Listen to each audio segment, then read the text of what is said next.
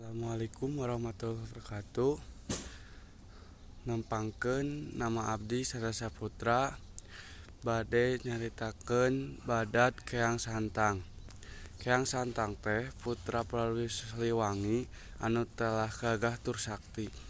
Di Pajajaran malah di Pulo Jawa teh aya hiji oge jalma anu bisa nandingkeun kasaktiana. Dina hiji waktu Keang Santang ngadeuheus ka Ramana. Ujugna kan yeun dirina hayang ningali getih sorangan. Hayang taruna ngaduh jajanten, tapi teu aya nu bisa nandingan ngadangkeun kasaroan putra kitu. Prabu Siliwangi ngauran para ahli nuju karajaan meta ngabolongan sugan aya jalma anu bisa nandingan kasaktian Keang Santang. Dina kitu para ahli nuju teh ka banahna ngabieut ke ayeun nu nembal. Ngan teu lila ujug-ujugna aya aki-aki anu nyamperkeun ka Kanjeng Prabu. Kanjeng Prabu kalu bisa nuduhkeun ka saha bisa nanikeun kasanten. Tuang putra jauh pisan teh jalma teh. Ayeuna di nagri Makkah. Ngaranna Baghdad Ali. Saha kira-kirana anu bakal unggul lama anak kaula tarung jeung Baghdadna Ali? Kanjeng Prabu Ali naor. Aneh pisan samemeh ngajawab eta aki-aki teh geus ngaleungit duka ka mana ngalisna. Ti hartina kan Santang teh ngeunah cicing hayang ngeurah gekok patepung jeung jalma nu begadan Ali hayang ngeurah tarung ngadu jajanten. Hiji waktu Keang Santang pamitan ka Ramana Prabu Siliwangi. Senja miang ka negeri Makkah rek nampungkeun bagana Ali. Saenggeus diwirian ku marana gejlig bae anjeun angkat ti Pajajaran. Lempang ngulon muruk ka lebah papana poe surup. Bubuhan jalmi sakti leumang teh napak kacang nyaeta lempang dina kulit cai nya gancang ka ditu kakulonkeun. Barang nepi ka negeri Makkah, Keang Santang patepung jeung aki-aki anu keur ngiwahan handapeun tangkal korma. Pok Keang Santang nanya, "Ki cing tunduh di mana ayeuna Baghdad Ali teh?" Eta aki-aki teh ukur malong. Geus negas ku nanya anyar datang saha ujang teh. Pok kalah malik nanya.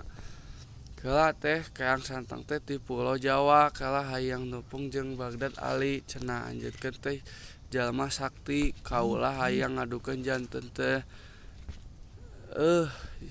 Kitu ku atuh tuturkeun aki ceuk eta aki-aki ngajak indit dina. Keang Santang nurutkeun, tapi kara-kara oge sababaraha lengkah. Aki-aki teh poh nyarita, "Aeh itu aki tinggaleun, cing panyotkeun ujang Keun Santang ngeuweuh balik deui." Maksudna rek ngokotkeun iteuk. Ari si aki teh ngacep deukeut tangkal korma. Barang eta teh ical dicabut karasa bet pageuh. Keang Santang teh nyebut deui beuki badas, anger bae teu ngacabut Keang Santang mampet anjeun. Nyebut deui eta teh sateukeur tenaga. Aneh pisan, lain iteuk anu kacabut teh, tapi kalah sukuna amblas kana teu taneuh. Kitu jeung bae. Unggal maneh nyabut ku sukuna kalah beuki mabes.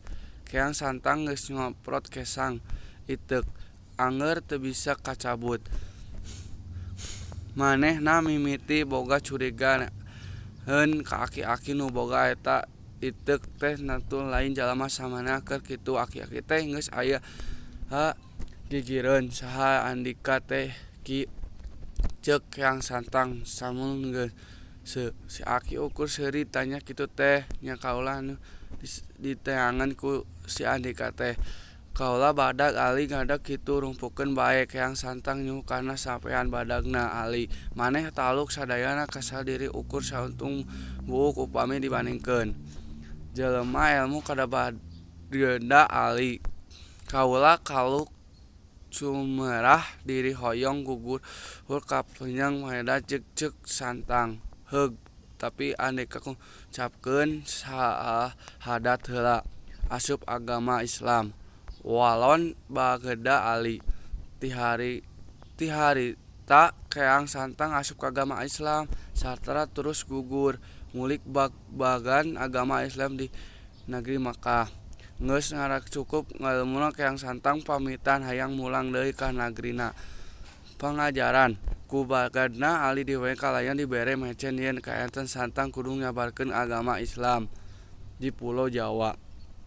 Aya dua rupa barang anu dibaalkeun ku bagad ali nyaeta tasbih jeung kitab Al-Qur'an. Keang santang mulai deui ka pajajaran nyabarkeun agama Islam teu saeutik rakyat pajajaran anu tuluy agama Islam ari ramana Prabu Siliwangi teu karasieun agama Islam dibere ku sawatara prajuritna. Prabu Siliwangi tinggalkeun karaton ngungsi ka hiji di Pikodolun Garut.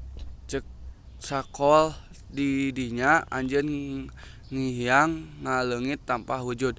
Ari prajuritna minda rupa jadi maung. Nya sakitu. Wassalamualaikum warahmatullahi wabarakatuh.